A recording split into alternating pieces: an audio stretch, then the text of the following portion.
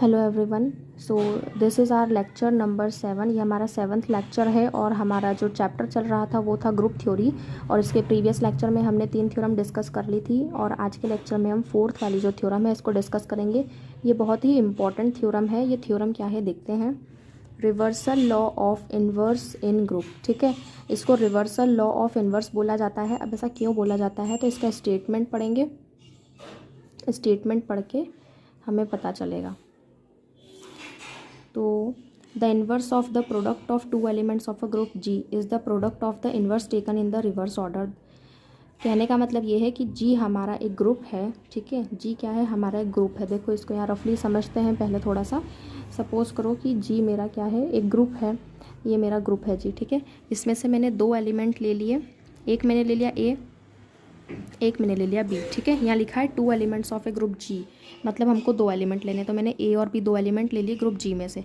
अब क्या बोला है कि इसका जो प्रोडक्ट होगा, यानी ए और बी का जब मैं प्रोडक्ट करूँगी तो क्या मिलेगा मेरे को, ए बी।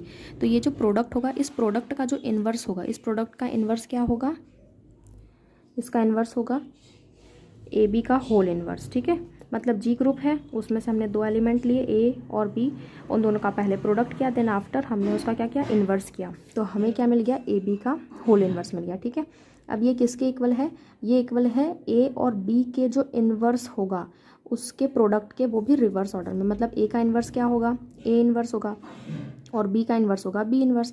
तो इन दोनों का जो प्रोडक्ट होगा उसके बराबर होगा ये ए बी का होल इन्वर्स। लेकिन जो यहाँ पे आर एच एस साइड में जो प्रोडक्ट होगा वो कैसा होना चाहिए, रिवर्स ऑर्डर में होना चाहिए। तो यही हमें प्रूफ करना है। ठीक है, और यहाँ पे ए और बी ये 2 एलिमेंट्स हैं जो हमारे ग्रुप को बिलोंग करते हैं। तो अब हम इसका प्रूफ देखेंगे। तो प्रूफ में हमने सबसे पहले थ्योरी लिखनी है। हमने यहाँ पे क्या माना कि जी एक ग्रुप है और जो स्टार है वो बाइनरी ऑपरेशन है। ठीक है, तो यहाँ पे एल्जेब्रिक स्ट्रक्चर जो बनेगा वो बनेगा जी कॉमा स्टार। ठीक है, ये हम सब जानते हैं। अब मैंने क्या लेट किया, ए और बी मैंने 2 एलिमेंट्स लिए, ये मेरे ग्रुप जी को बिलोंग करते हैं। तो अब जब ये 2 एलिमेंट मैंने ग्रुप में बिलोंग करते हैं तो ऑब्वियस सी बात है कि इनके जो इन्वर्स होगा, ए का जो इन्वर्स होगा और बी का जो इन्वर्स होगा वो भी ऑब्वियसली हमारे ग्रुप जी में क्या करेगा, बिलोंग करेगा। ठीक है, तो बस वही चीज़ को यहाँ मैंने लिखा है।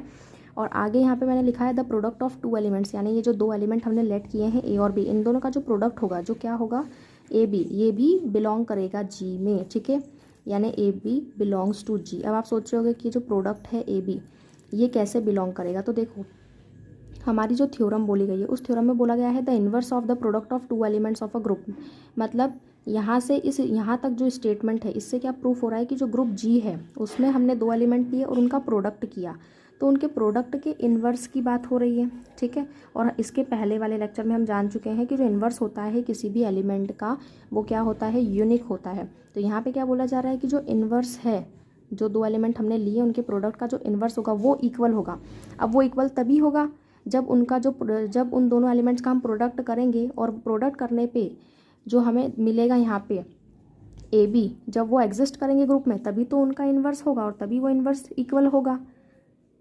ठीक है, सपोज करो कि अगर 2 एलिमेंट लिए और उनका प्रोडक्ट हमने किया, अब वो उनका जो प्रोडक्ट करने पे जो वैल्यू है, सपोज अगर वो ग्रुप में एग्जिस्ट ही नहीं करती है तो फिर उसका इन्वर्स कैसे एग्जिस्ट करेगा, नहीं करेगा। लेकिन यहाँ बोला जा रहा है कि 2 एलिमेंट का जो प्रोडक्ट होगा उसका इन्वर्स किसके इक्वल होगा, उनके इन्वर्स के प्रोडक्ट इक्वल होगा, लेकिन वो इन्वर्स होगा रिवर्स ऑर्डर में। तो यहाँ से हमें ये समझ में आया कि जब हम 2 एलिमेंट्स जो लिए हैं यहाँ पे ए और बी, इनका जब हम प्रोडक्ट करेंगे तो ऑब्वियस सी बात है कि इनका जो प्रोडक्ट होगा ए और बी का वो भी हमारे ग्रुप में क्या करेगा, बिलोंग करेगा। ठीक है, तो ये हमने अभी तो लेट किया है, 2 एलिमेंट लिए उनका इन्वर्स लेट किया और उनका जो प्रोडक्ट है वो भी हमने क्या उनका जो प्रोडक्ट होगा वो भी ऑब्वियसली क्या करेगा, हमारे ग्रुप जी में क्या करेगा, बिलोंग करेगा। अब इसके आगे हमें मेन चीज़ देखना है।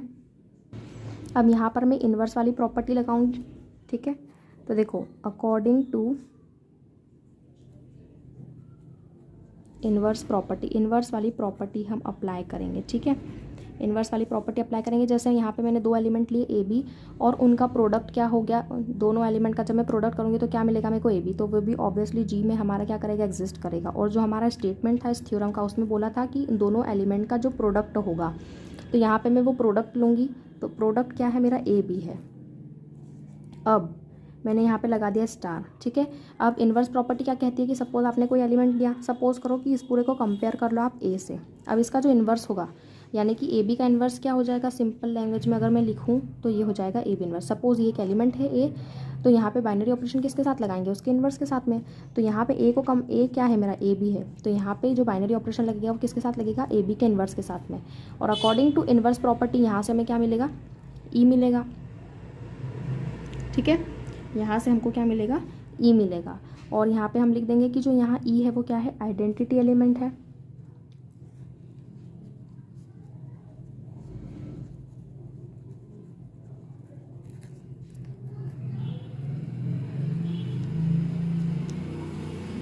अब हम क्या करेंगे कि हम ये वाला साइड लेते हैं। देखो यहाँ पे मैंने ए बी को जो है एज इट इज़ लिख दिया है, बाइनरी ऑपरेशन लगाया। अब ए बी इन्वर्स की वैल्यू जो है इक्वेशन नंबर 1 से हमें क्या मिलती है, फ्रॉम इक्वेशन 1। ठीक है, ये जो थ्योरम प्रूफ करना है, इसका ये जो एक्सप्रेशन है इसको इक्वेशन 1 दे देंगे यहाँ पे नेम।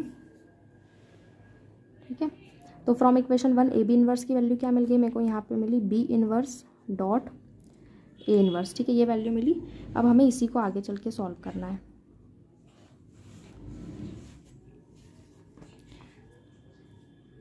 तो यहाँ पे अब ये वाला जो स्टेज है, इस स्टेज पे यहाँ पे मैं अप्लाई करूँगी वापस से एसोसिएटिव प्रॉपर्टी। यहाँ पे इन्वर्स प्रॉपर्टी लगाया अभी, अब यहाँ पे एसोसिएटिव प्रॉपर्टी लगाएंगे। जो भी प्रॉपर्टी आप अप्लाई करोगे आपको लिखना ज़रूरी है, अप्लाई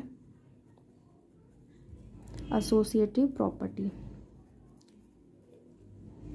यहाँ पर एसोसिएटिव प्रॉपर्टी अप्लाई करेंगे तो हम क्या करेंगे कि ये जो ए है, इस ए को ब्रैकेट के बाहर रखेंगे और बी को ले जाएंगे ब्रैकेट के अंदर। ठीक है, तो बी को मैंने लिख दिया ब्रैकेट के अंदर, बी को लिख दिया बी इन्वर्स के साथ में, और यहाँ पे मैंने लगाया स्टार बाइनरी ऑपरेशन, और ए इन्वर्स को मैंने लिख दिया। ठीक है, तो इस तरीका हमें कुछ मिलेगा। देखो बी को हमने बी इन्वर्स के साथ लिख दिया, और ए को हमने ब्रैकेट के बाहर लिख दिया, और बाइनरी ऑपरेशन लगा के ए इन्वर्स को एज इट इज़ लिख दिया। ओके,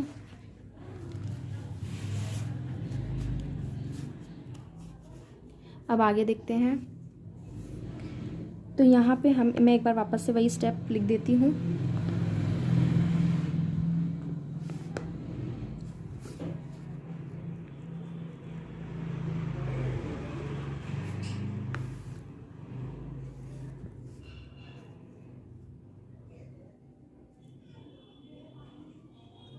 यहाँ पे एसोसिएटिव प्रॉपर्टी अप्लाई किया तो ए ब्रैकेट में मिला बी, बी इन्वर्स, ये बाइनरी ऑपरेशन और ये ए इन्वर्स। ठीक है, ये मिला था हमें। अब यहाँ पे हम क्या करेंगे, अब यहाँ पे वापस से इन्वर्स प्रॉपर्टी अप्लाई करेंगे। ठीक है, G3 मैंने शॉर्ट में लिख दिया है, G3 यहाँ पे G3 लिखा है, मतलब इन्वर्स वाली प्रॉपर्टी होती है G4, है ना। G4 लगा है यहाँ पे। ए को तो एज इट इज़ लिख दिया हमने, बी है एक एलिमेंट और उसका इन्वर्स। अब इन दोनों को जब हम ऑपरेट करेंगे तो अकॉर्डिंग टू इन्वर्स वाली प्रॉपर्टी जो है उसके अकॉर्डिंग हमें क्या मिलता है, आइडेंटिटी एलिमेंट मिलता है। तो यहाँ ई आ जाएगा और हम इसको एज इट इज़ लिख देंगे। ठीक है, अब यहाँ आप देखो किसी भी एलिमेंट में अगर मैं आइडेंटिटी एलिमेंट के साथ में ऑपरेशन अप्लाई करूँगी तो मुझे सेम वही का वही एलिमेंट मिलेगा, मतलब ए इन्वर्स मिलेगा। ठीक है, और फिर यहाँ पे वापस से हमारी अप्लाई होगी G4। According to existence of inverse property क्या होगा, यहाँ से हमें ई मिल जाएगा। ठीक है, यानी कि मेरी ये जो वैल्यू है a b star b inverse dot A inverse, ये किसके इक्वल हो गया, ई के इक्वल हो गया। ओके, इसे हमने इक्वेशन नंबर 3 नाम दे दिया है। अब सिमिलरली हम क्या करेंगे कि यहाँ पे हमने ये वैल्यू किसके लिए निकाली थी अभी, ए बी बाइनरी ऑपरेशन और ये वाला टर्म। अब यहाँ पे हम क्या करेंगे, सीक्वेंस चेंज करके वैल्यू निकालेंगे। आप सीक्वेंस चेंज करके वैल्यू निकालोगे तो भी आपका ई ही आएगा। ठीक है, तो यहाँ पे मैं कर देती हूँ सॉल्व। तो यहाँ पे देखो सिमिलरली मैंने क्या किया है कि इसके पहले हमारा जो ऑर्डर था वो कैसा था, ए बी बाइनरी ऑपरेशन और बी इन्वर्स डॉट ए इन्वर्स था। ठीक है, अब यहाँ पे मैंने वापस से उसी टर्म को सॉल्व किया, बस यहाँ पे मैंने ऑर्डर को जो है आगे पीछे कर दिया। ठीक है, लेकिन अब यहाँ पे सॉल्व करेंगे तो भी आंसर हमारा वही आएगा। देखो अब यहाँ पे वही एसोसिएटिव प्रॉपर्टी अप्लाई करा, पहले बी इन्वर्स को बाहर रखा, ए इन्वर्स को ए के साथ लिखा और बाइनरी ऑपरेशन लगा के बी को एज इट इज़ लिख दिया। फिर B inverse as it is आ गया और ए इन्वर्स डॉट ए, यहाँ पे कौन सी प्रॉपर्टी लग गई, G4 यानी एग्जिस्टेंस ऑफ इन्वर्स, तो ई मिल गया आइडेंटिटी एलिमेंट और स्टार बी। अब यहाँ पे लगी कौन सी प्रॉपर्टी, आइडेंटिटी वाली, एग्जिस्टेंस ऑफ आइडेंटिटी प्रॉपर्टी, तो यहाँ से हमें बी मिला और बी डॉट बी इन्वर्स क्या होगा, ई होता है according to existence of inverse property. तो इसको यहाँ पे भी आप देखो कि ऑर्डर चेंज करने से कोई फ़र्क पड़ा नहीं पड़ा, दोनों तरफ हमारी जो वैल्यू है वो सेम आई है। तो इसको इक्वेशन 3 नाम दिया था, इसको हमने इक्वेशन नंबर 4 नाम दे दिया। अब इक्वेशन नंबर 3 और इक्वेशन 4 से हम क्या कंक्लूड कर सकते हैं, जैसे a b star b inverse dot A inverse equals to यहाँ पे क्या था, ई है ना। तो मैं इसको लिख सकती हूँ b inverse dot A inverse star a b, ऐसा लिख सकती हूँ मैं। तो इसके बाद अब हमें कुछ नहीं करना है, अब यहाँ पे हम लिख देंगे by the definition of inverse, ठीक है, by the definition of inverse, ठीक है। इनवर्स की जो डेफिनेशन है उससे हम बोल सकते हैं कि यहाँ पे हमारा जो ए बी होगा वो किसके इक्वल हो जाएगा, ए बी इनवर्स जो होगा वो इक्वल होगा बी इनवर्स डॉट ए इनवर्स के, ठीक है, for all A comma B belongs to G, ठीक है। यही हमें प्रूफ करना था। ये प्रूफ हो चुका है। सो बहुत इजी था, बहुत इम्पॉर्टेंट है, ये पूछी ही जाती है एग्ज़ाम में। It's all about today's lecture. अब नए लेक्चर में हम नया टॉपिक स्टार्ट करेंगे।